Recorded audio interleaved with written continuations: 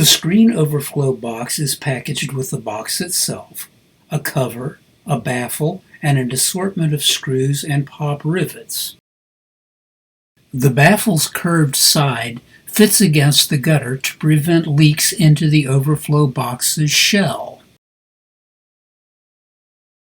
The baffle is 2 inches wide and the overflow box will fit onto the gutter to that depth, but the back of the gutter is higher than the front, so a notch will need to be cut 2 inches wide, which will lower the back of the gutter to the height of the overflow box. Trace an opening for the downspout on the bottom of the overflow box.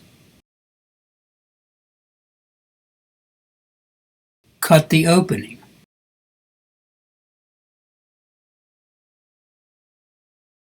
Insert the downspout outlet.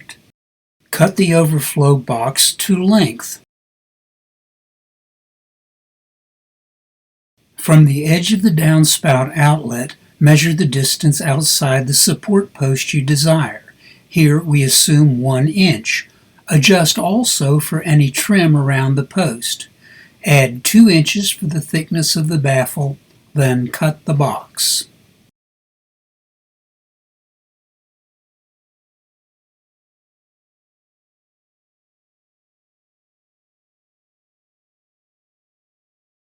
Apply sealant around the dam inside the overflow box on the bottom and the sides.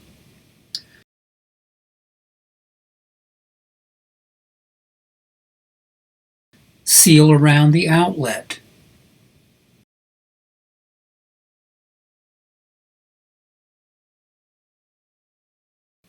Apply sealant to the overflow box where it will contact the gutter and the flat side of the baffle or a cutout.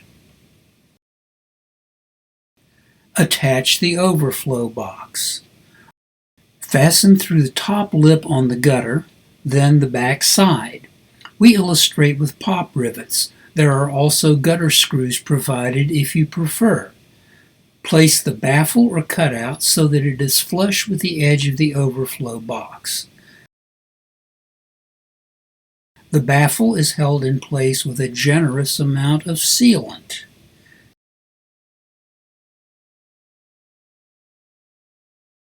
Fasten the box to the bottom of the gutter.